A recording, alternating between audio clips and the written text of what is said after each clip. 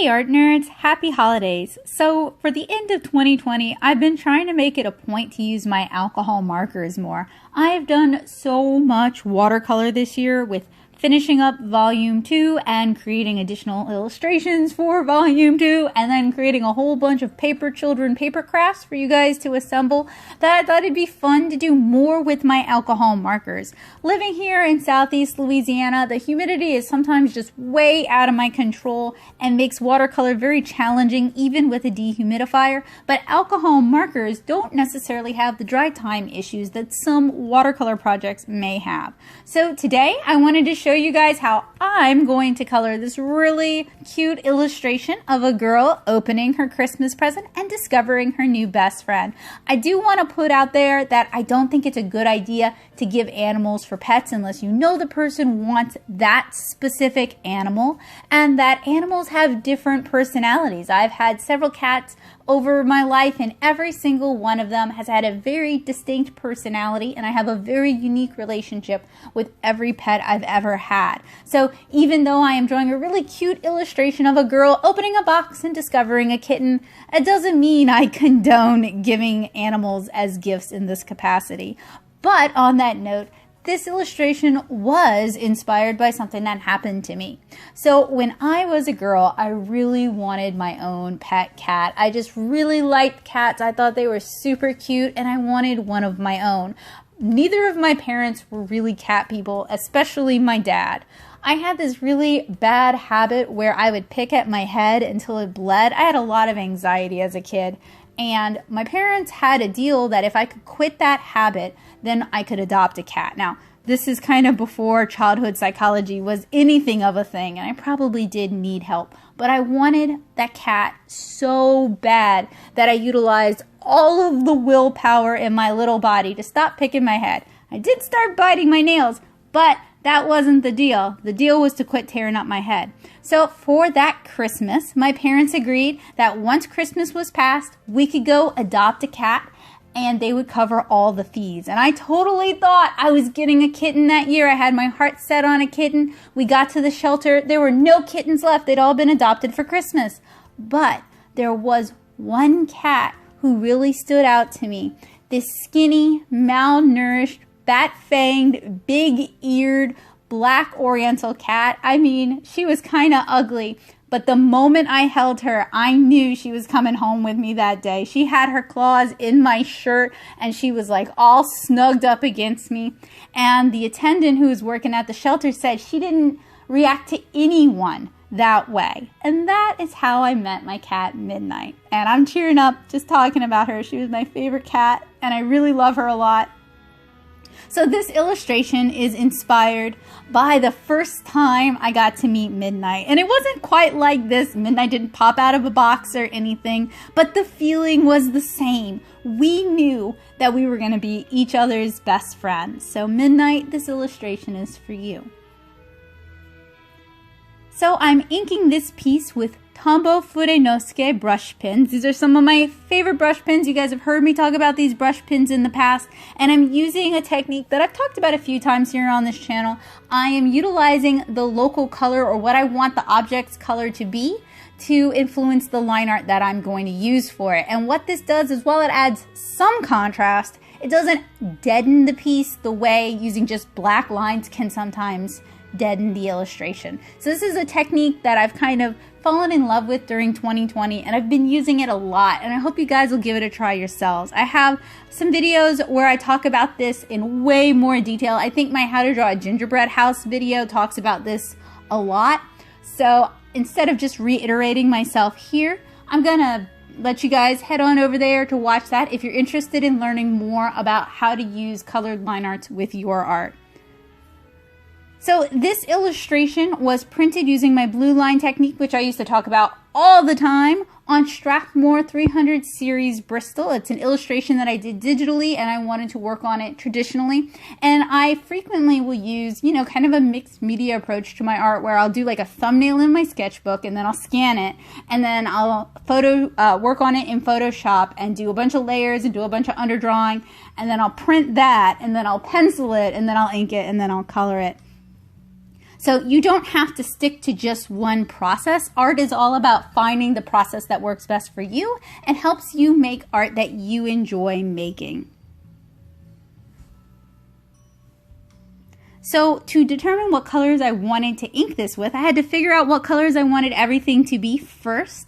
And I went ahead and I wrote down my basic color notes on a Post-it note, and I had that off to the side when I was inking this piece. So I don't expect anyone to like magically know what they want everything to be. Sometimes you have a really clear vision of what you want your art to look like, and sometimes you gotta kind of think about it and it's gotta kind of come to you.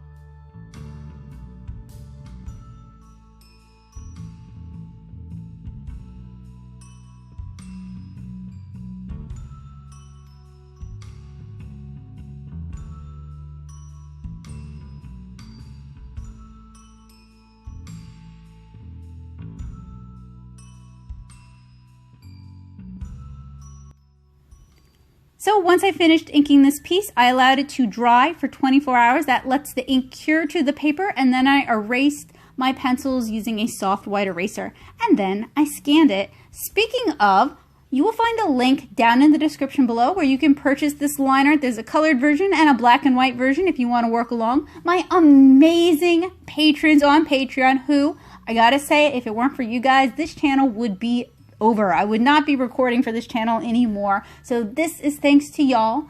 My amazing patrons on Patreon get this line art for free. So if you are one of my fantastic, amazing, beautiful, wonderful patrons, thank you. And check Patreon for your download link. So the next step is to go ahead and select what markers I want to use for this illustration. You can see the Post-it note. You can't see what it says on the Post-it note. It is just too fluorescent to read. But you can see the Post-it note off to the side. And this kind of demonstrates my swatching and my color selection process. So I'm not brand specific unless I am working with a specific brand or I'm working on making a class utilizing a specific brand for whatever reason. Otherwise, I just work with what I like to work with. So you guys are going to see me use Copics, you're going to see me use Prismacolors, you're going to see me use Blick Studio brush markers. I encourage you to use whatever brand you like working with. So the colors that I'm giving y'all for this are just a suggestion. You can use whatever you want to use, whatever brand you use, whatever makes you happy. So when I'm picking colors, I'll swatch a bunch of colors, I'll write down the color names. I mostly do that for y'all because it makes it easier for y'all to follow along with what I'm doing. And I will group it by what those colors are for. So you see the skin, you see the blush, there's the shirt underneath it, there's the gloves and the eyes that I'm swatching now. So when I'm selecting colors, once I have them swatched, I'll label them in order that I want to use them. And it can go all the way up to 5 sometimes. And I'll also have some additional colors that will probably work well with what I'm doing, but I'm not sure if I'm committed to using them. So for this illustration, for her skin, I'm using E11, E34, E30, 036, that's a Blick color there, E23, and PB95. And down in the description, I'll have everything listed out, and I'll also have what brands these are if you don't recognize what color codes I'm listing. It's a lot of Copic, Blick Studio Brush, and Prismacolor, like I said. The blush is R02 and 064, and I also used RV43 on her lips. For the sweater, I used both PB60 and PB171 and PB127. I also used PB50, PB128, PB51, and I used those colors in her hair, in addition to 110 and Pitch, which is a custom-filled Copic sketch. For the gloves and for the whites of her eyes, I used PB202, PB48, and PB244. For the cat, and now the cat might be inspired by Midnight, but the colors come from my current cat, Bowie. I use C3, N5, and C8. For the cat's eyes, I used PB33 and PB37. For the gift box, I used 085, G03, G17, G27, and PB38. And for her hat, I used RV23, RV14, RV25, PB52, PB1, and PB56. So I used some blue masking tape to create a straight edge or a border around this piece. I'm not really trying to tape it down. I'm just trying to create a border. And just now I used some just plain copy paper. I traced the outline, I cut it out. This is going to be a mask. And I'm going to use a little bit of washi tape just to stick it down. But first, I actually want to go in with some alcohol markers, and I'm just kind of drawing some straight lines. I'm just kind of blocking in some color because what I want is kind of a soft, sort of misty background. And I'm doing a little bit of color legwork here. So I have noticed that when I am working larger, like this piece here, and I have my heater cranked up, and I'm using Strathmore's 300 series Bristol, my alcohol markers go dry really quick. So if you're following along at home and you're doing this particular technique, it's a good technique. I'm not dumping on the technique, but juicier markers are better for this technique. And basically what I'm doing is I'm filling up some of the space. So I'm using a blue, I'm using a red violet, I might even use a little bit of a periwinkle blue or a violet just to kind of create a misty atmosphere. And I'm sorry, I don't know off the top of my head which colors I used for this, but they're all kind of soft pastels.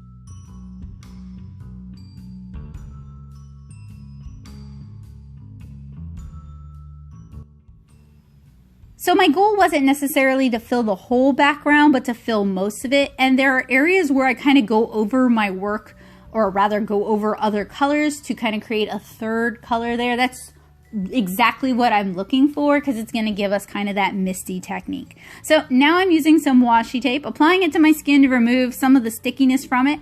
And I'm going to tape my mask down just very gently. All I'm trying to do is I'm trying to block the spray alcohol inks that I'm going to use in a moment from, you know, too much of it hitting her face, too much of it hitting the cat, that kind of thing.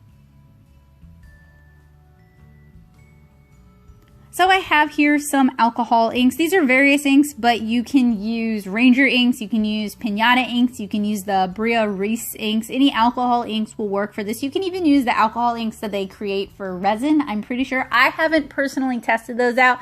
I'd like to in the near future just to see if they're compatible, but there's not really any reason why they wouldn't work like this. And I have these little cheap spray bottles. These are super small ones that are designed for perfume, and they work really well for this technique because they're basically single use in this instance. I know that's a lot of waste, but I used to use the bigger ones and they would basically just dry out or clog up on me, whereas with this one I end up using up all the ink that I've put in my little container. And I'm just using this to kind of spray into the background and create kind of a mottled misty background. So I've got kind of a violet, I've got a red violet, I've got a blue. So these are colors that match or are very close matches to the marker that I put down. Now it doesn't have to be an exact match.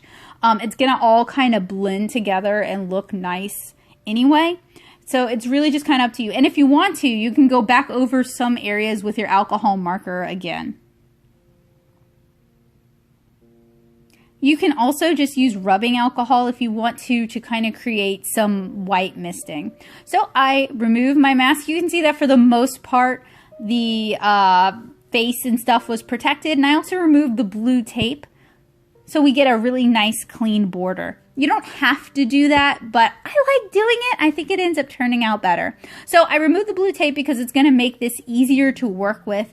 And now I'm going to start coloring. So I'm starting with PB 202 for the base color for her eyes. And I mean, the whites of the eyes are a whitish color, but I like to put down a blue just to kind of help tone it. I then put down PB 48 on the tops to kind of create a shaded color. And now I'm starting with her skin tone. So I wanted her to be Latino or a Latina. So I wanted to go with a slightly darker skin tone than I normally do. But I think I started too light with this one. So I started with E11, which ended up being lighter than I kind of expected it to. So I'm trying to build it up by doing some additional layers. So one of the things about swatching color is, in general, you want to swatch on the paper you're going to use. I didn't have any scrap Strathmore Bristol, so I swatched in my sketchbook, and it's a different paper. So the colors actually look a little bit richer in my sketchbook than they do on the Strathmore paper. So initially I went lighter than I wanted to go with her skin. And I ended up having to kind of play around with the colors to try and get them the right tone. So for the blush, I'm starting with R02. And I like starting the blush kind of early in the process because it makes it look more natural. It's less like it's just sitting on top of the marker. So then I went in with 064, which is a Blick Studio brush color. And now I'm going in with E34. Now, a better choice would have been hazelnut, which I don't remember the color number for hazelnut, but it's a warmer brown. E34 is a little bit desaturated on the Strathmore paper, so it doesn't quite go as well with the color story that I'm trying to develop here. So as I'm adding layers, I'm also adding in more blush and kind of blending it. I'm adding in more E34. Now, one of the plus sides with E34 is when you first put it down, it seems really desaturated, but as it dries a little bit warmer and richer. So now I'm going in with, oof, that looks like 036 or maybe E23. I apologize. I can't see the top of the lid. And for her skin, I ended up kind of flipping the script so that I could get the color, the skin tone that I actually wanted.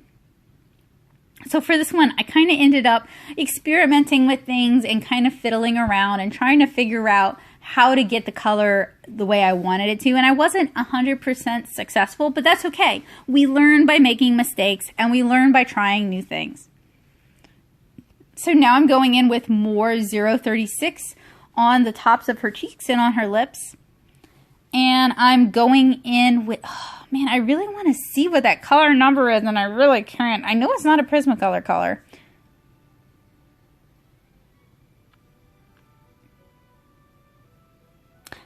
I think that's E23.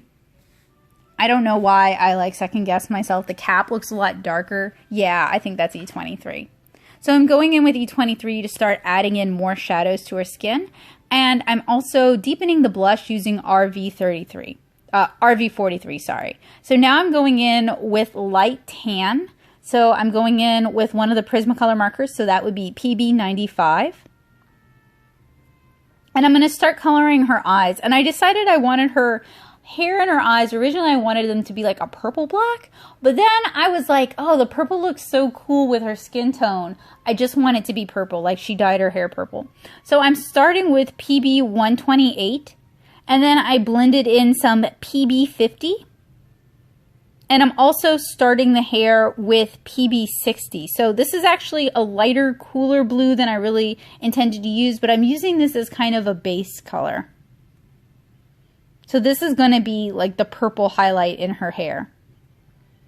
And when I'm doing hair, I usually try to think about it in terms of not just the white highlight of the paper, but a highlight color, the actual local color or the mid-tone, and then the shadow color. And if you're looking for a tutorial where I show you guys how to select decent natural hair colors instead of dyed hair colors.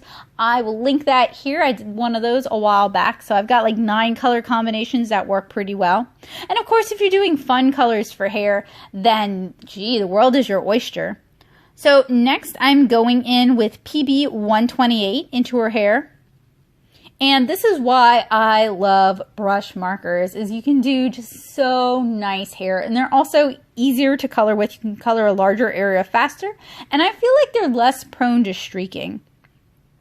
But that brush, just, oh, you can do such good highlights with those brushes.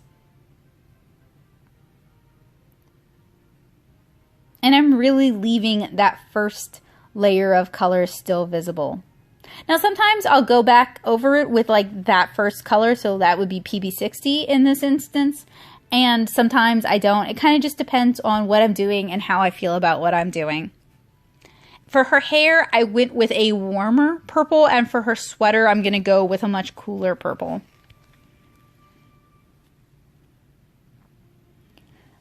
Then I'm putting in a layer of PB50.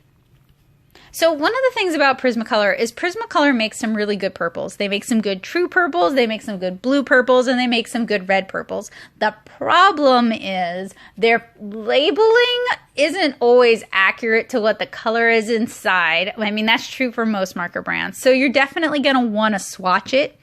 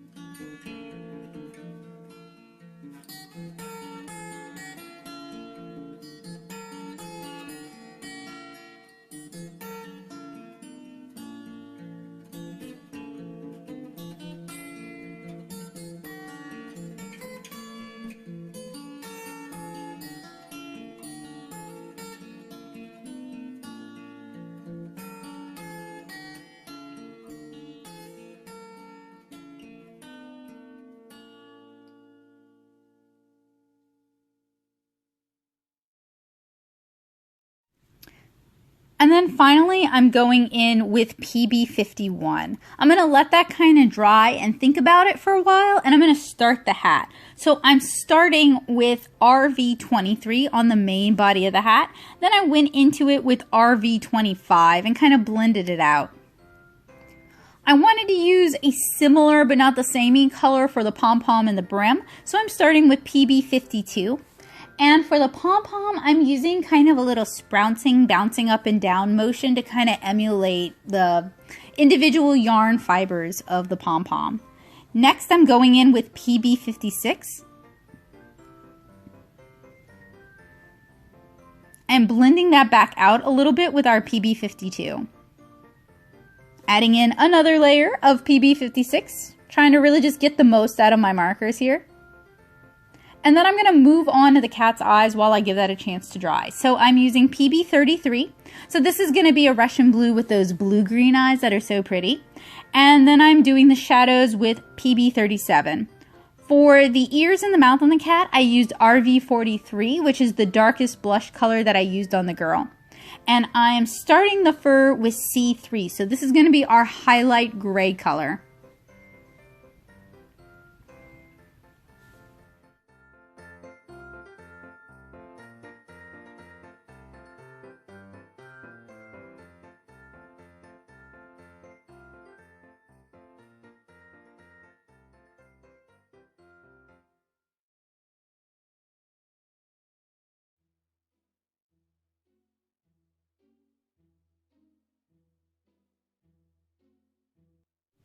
Next, we have our mid-tone, our local color. So I'm using N5.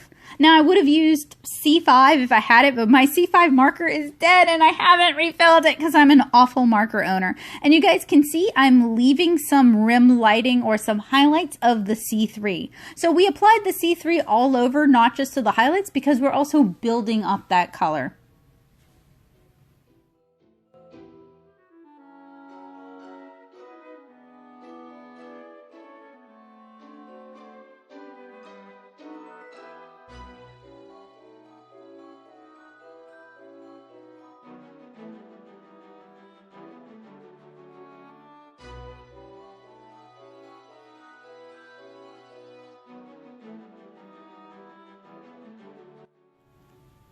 Another layer of our N5.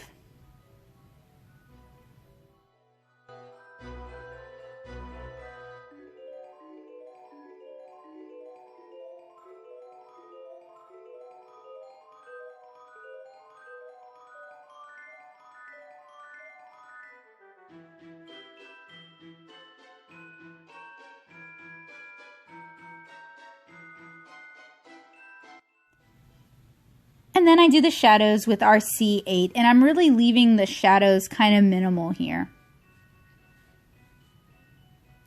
And I tried to make the fur texture particularly pronounced on the tail. So for her undershirt, I started with PB202, I think, and then did PB48 and PB244. I'm also going to use this on her mittens. So again, we're starting with PB202. It's our lightest blue color. While I wait for that to dry, I add in another layer of our PB56. Then I add another layer of our PB202 to the mittens, and I move on to our next color, our PB48, which I'm using as the shadow color on the fingers and the thumb, but the main body is that entirely. And then I'm going over that with PB244. So for her sweater, I'm starting with PB60. That's the same lightest color that we used for her hair. And I'm going to render this all over.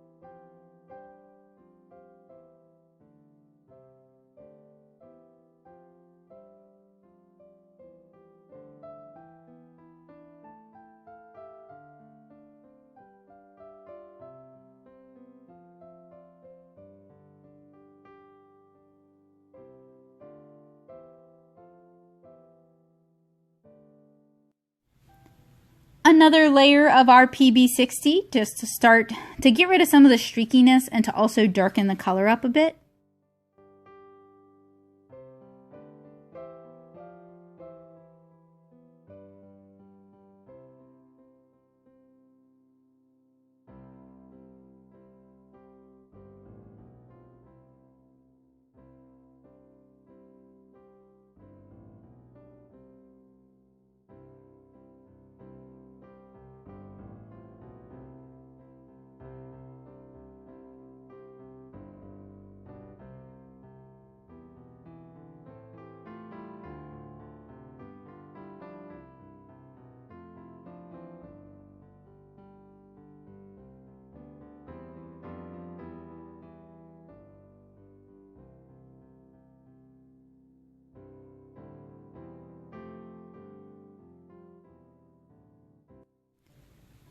And then I move on to PB171 to start establishing more of the shadows, particularly on the ribbing on her cowl neck and on her cuffs and on the bottom band of her sweater.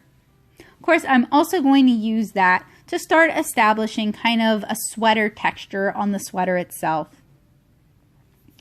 And I do that just doing kind of a rough squiggly motion.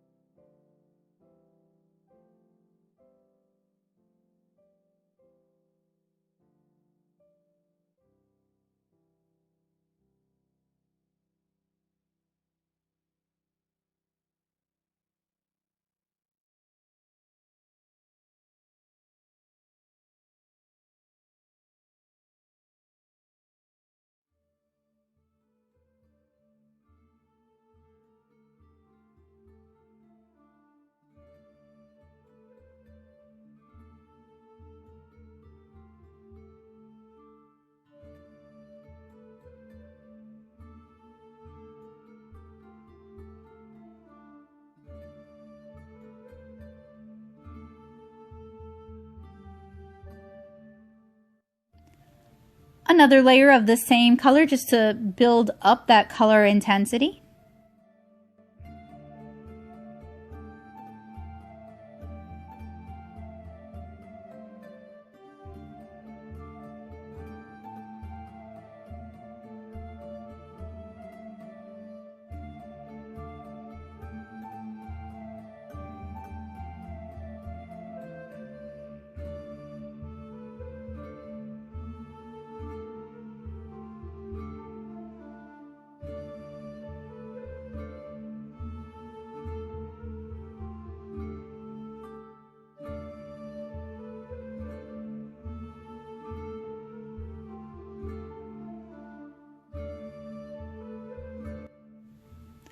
And then I'm going in with Copic BV17.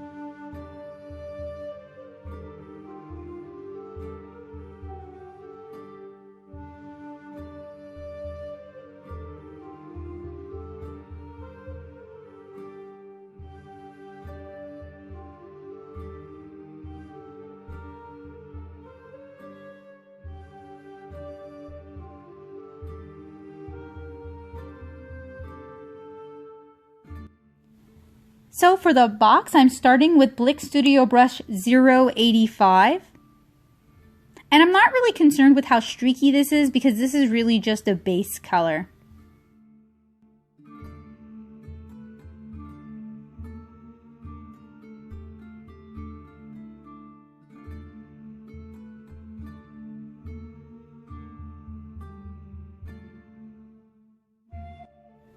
Next, I'm going in with Copic G03, and I'm leaving that top line around the box, that our original 085 color, like the lights hitting it. So when you're drawing boxes, you want to think about them having depth. So that's why I kind of drew a lip around the box to imply that there's some depth to the material that this box is made of. So another layer of our G03. And that was mostly on the side of the box that's facing away from the light source, or that would be blocked from the light source. Now on the inside of the box, I'm using G17, that's a darker green, and that's because it's really in shadow. And then I'm going to have the ribbon cast a shadow onto the box. So for the ribbon, I wanted it to be a dark green ribbon, so I'm starting with G17 as our base color, leaving a little bit of white highlight like the light is hitting the satin ribbon and kind of bouncing back off of it. Then I go in with G29, which is a much darker green that's almost a blue-green. And I'm leaving some of that original G17 still visible.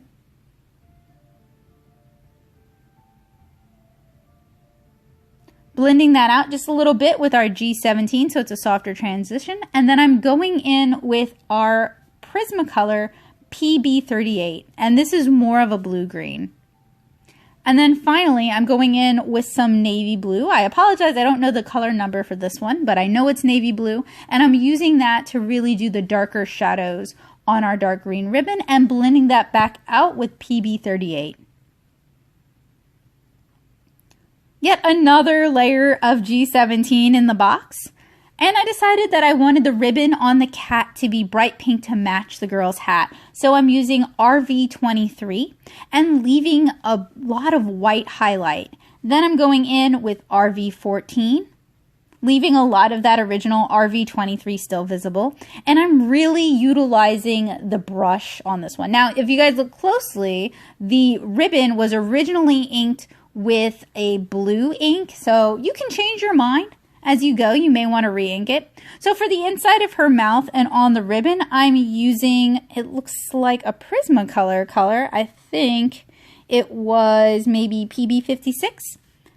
And then I went in with a Copic, so possibly RV25, although I don't think so. So for the cat's eyes and for her hair, to add some depth and some shadow, I'm using a self-filled Copic sketch filled with Ranger Adirondack's pitch color. And then I'm kind of going back and forth with our darkest purple PB51, as well as the pitch color. I'm going to re-ink the bow with a pink Tombow Fude Inosuke just to try to maybe get it to look like purple. And then once we finish with our markers, it's time to bring out the white gouache. Wah! I don't know, this is always the part where my marker art really seems to come to life because I can add the highlights to the eyes. That's what makes it the anime. So I wanted this kitten to have really big, cute, sparkly eyes, so I gave it big old white reflections. And then on the package, I did a cute sort of Christmas tree design, just kind of free-handed. So I drew a vertical line going down and then 3 curved lines on each side of the tree. It's really simple, but it reads like wrapping paper.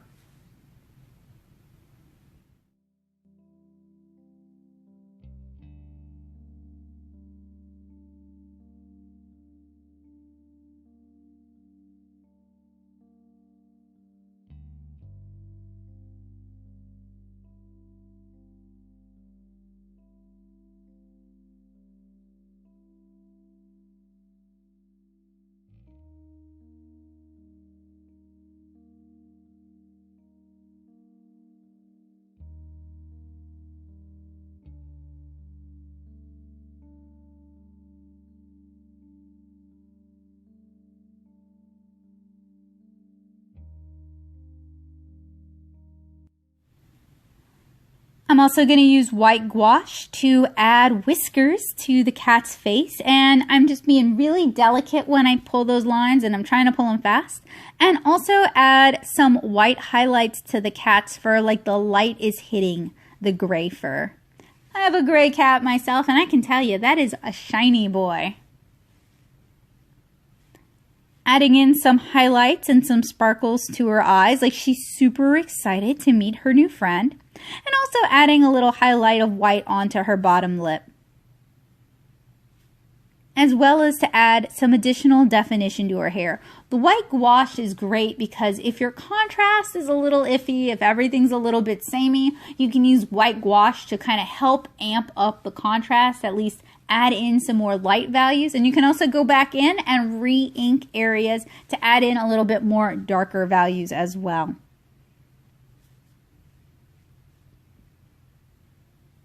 So for this illustration, it was really important for me to try to capture the texture of different things using alcohol markers. And you do that by kind of changing up how you utilize the brush. And this is something I feel like bullet markers, it's just so much harder to do this with bullet markers than it is with brush tip markers. Maybe it's me, maybe it's the markers, but it's just easier with that flexible brush tip to get that tip into different shapes so that I can create different texture effects.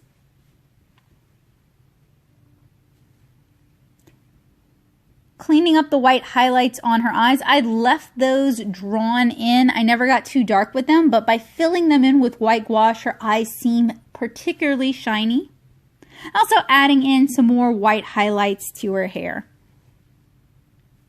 So I'm really pleased with how this piece turned out. It turned out super cute. I have kind of a companion piece, but not really, of a girl enjoying a cup of hot cocoa. So if you guys enjoy marker art and you enjoy marker art tutorials and you like my art, you might want to check that one out as well. I'll have it linked in the cards as well as down in the description below. So if you guys enjoy my tutorials, please let me know. I'm really reliant on your feedback. Let me know what you like about this channel. Let me know what you want to see more of. And let me know what kind of workshops and live streams you guys would be interested in. If you want to see more of my art, you can find me on Instagram at Nattosoup, N-A-T-T-O-S-O-U-P.